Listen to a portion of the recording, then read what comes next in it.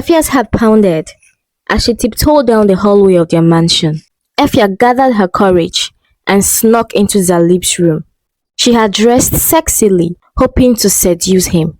But when she opened the door, she saw Zalib and his cousin Mawusi in an intimate embrace. Efia felt a wave of nausea and disbelief. She stumbled back, her heart breaking. Zalib looked up, his face pale with shock. Mawusi quickly pulled away, but the damage was done. Mberima was a picturesque village, nestled between rolling hills and a winding river. The air was always fresh, carrying the scent of wildflowers and ripe fruits. Villagers went about their daily routines with a sense of purpose, whether tending to their crops, trading goods at the bustling markets, or gathering for evening storytelling around the fire. Efia was a well-known figure in Mberima. Her cheerful demeanor and warm smile brightened the market where she sold produce. However, her weight made her the subject of much gossip. Despite her beauty and kindness, she had given up on marriage, believing no one would ever see her beyond her size. Efia lived with her aging parents in a modest home in the village. She spent her days working tirelessly, both at home and at the markets. Despite her outward cheerfulness, Efia carried a deep sadness. She longed for companionship and for a family of her own, but each passing year dimmed her hopes. The market was always a sensory overload. The smell of spices, roasted maize, and fresh produce mixed with sounds of haggling and laughter. Efia found solace in the routine, though each day she felt the weight of her unfulfilled dreams. One afternoon, as Efia was returning from the market with heavy baskets of goods, a sleek car pulled up beside her. The driver, a tall, handsome man with a warm smile, rolled down the window. "Need some help?" he asked. Efia hesitated. She had never seen this man before, and his car was a rare sight in the village. "No, thank you," she replied politely. "Please, I insist. Those bags look very heavy," the man said, stepping out of his car. "My name is Zalib. I'm from this village. I came visiting from the city. I am just trying to locate the road to my friend's house. This village seems to have changed so much. Let me help you. I promise you I won't bite," he said to her while smiling. Reluctantly, Efia accepted his help. Zalib carried her basket to the car and offered her a ride home. During the drive, they talked about the development happening in the village, how living conditions had improved in the village, and also talked about their lives. Efia found herself opening up to him, feeling an unexpected connection. Zalib dropped her off at her house, and that was the beginning of a very beautiful friendship. Zalib visited Mberima frequently, and each time he made sure to see Efia. They would walk through the village, sharing stories and laughter. Efia found herself looking forward to his visits. For the first time in years, she felt truly seen and appreciated. Zalib admired Efia's intelligence, strength, and cheerfulness. He was drawn to her in a way he hadn't expected. He loved that he could talk to her for hours without getting bored.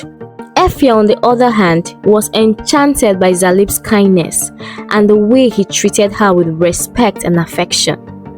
As Zalib went back to his mansion in the city, he realized he had finally found a solution to a problem that had haunted him for so long and brought him hidden shame. The next time Zalib went to the village, he brought lots of gifts for Efia and expressed his desire to date her. She had already fallen in love with him and did not hesitate to accept him. After several weeks of dating, Zalib took Efia on a walk to a secluded spot by the river. The setting sun cast a golden glow over the water, creating a perfect backdrop. "Efia, I know this might seem sudden, but will you marry me?" he asked, holding out a ring. Efia was stunned. Tears filled her eyes as she nodded, unable to find the words. She had thought marriage was an impossible dream, but here was Zalib, a handsome, well-educated, rich, respectful, caring and funny man, offering her a new life. They embraced, both feeling a sense of destiny. Zalib happy he had finally found someone to cover his shame, and Efia thinking the same. The difference was that she was genuinely in love with Zalib. The wedding was a grand affair, filled with joy and celebration. The entire village attended, wishing the couple well. After the ceremony, Zalib moved Efia to his mansion in the village and left her there, while he returned to the city. However, people began to gossip about her. It was strange that her husband would leave her in the village while he lived in the city as a bachelor, they would say. Efia's parents were concerned. They invited her over and advised her, "This is a time for you and your husband to get to know each other more intimately and to enjoy the honeymoon stage, my daughter," her father told her. "How will you produce children if you are here and your husband is thousands of miles away?" her mother asked. "You are supposed to be taking care of your husband, not him living like a bachelor in the city." Soon, Efia insisted on following Zahib to the city, wanting to be a part of his world. In the city, Efia was overwhelmed by the noise and pace of life. The mansion was luxurious with sprawling gardens and opulent rooms.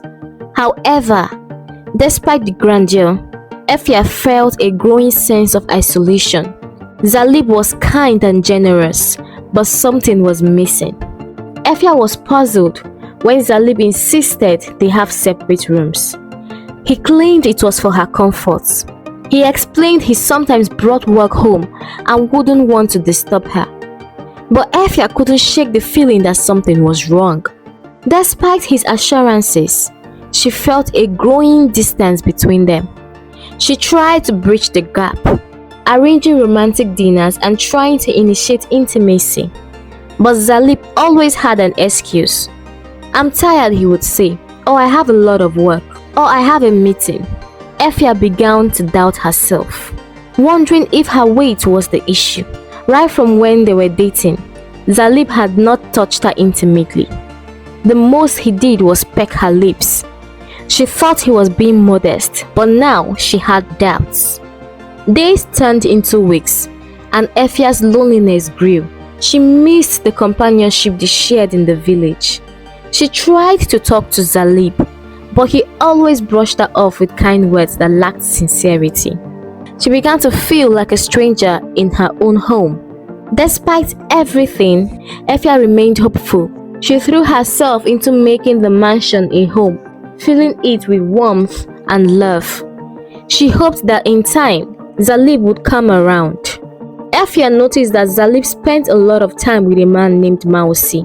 He was introduced as Zalib's cousin to her, and he was a frequent visitor to their home. Efia found Mawusi charming. He was polite, friendly and funny. They got on really well, but she couldn't ignore the nagging feeling that something was off. Mawusi was always around, even at odd hours, and most times he spent the night in their home. At first, she saw nothing wrong with it and tried to do her best to make her in-law comfortable. But Efia soon began to wonder about their relationship. Zalib and Mawusi seemed unusually close, sharing private jokes and stolen glances. They would lock themselves in Zalib's study or bedroom for hours, claiming they were working and she wasn't allowed to disturb them. Unknown to Efia, Mawusi was not Zalib's cousin, but his longtime boyfriend from college. Zalib had kept his sexuality a secret, fearing judgment and rejection. Homosexuality was a taboo and highly frowned upon in the society. People were already getting suspicious about his constant closeness to Mawusi and his refusal to get married despite the wealth he had amassed. Marrying Efia was part of his plan to maintain appearances and appease his parents and society. Zalib's heart was torn. He loved Mawusi deeply and couldn't imagine his life without him in it. But he also cared for Efia and didn't want to hurt her. He believed he could manage both relationships, but the strain was becoming unbearable. He thought Efia would be satisfied with just bearing the title Mrs. and having more money than she knew what to do with. But he thought wrong. Efia didn't care about those things, and although at first she was understanding, now his excuses were no longer effective, and she was beginning to suspect there was an underlying problem. Zalib knew he had to be intimate with Efia to keep up appearances. He devised a plan. He would drink plenty of alcohol and make out with Mawusi, who would get him aroused before rushing to Efia's room. This way, he could fulfill his marital duties without being emotionally involved. This routine worked for a while. Mawusi would get him aroused. He would fulfill his husband's duties to Efia and go back to his room as soon as he would finish, where Mawusi would make passionate love to him to help him forget about the horrific experience of sleeping with a woman. Efia at first was upset her husband did not stay to cuddle her or assure her she did well, but she got over it when she realized it was a common occurrence. At least her husband was finally being intimate with her, she thought. Efia was relieved when she finally got pregnant and gave birth to 2 children. She thought their marriage was finally on track, unaware of the painful truth. Efia noticed Zalib's strange behavior. He began to distance himself from her, but she didn't question it.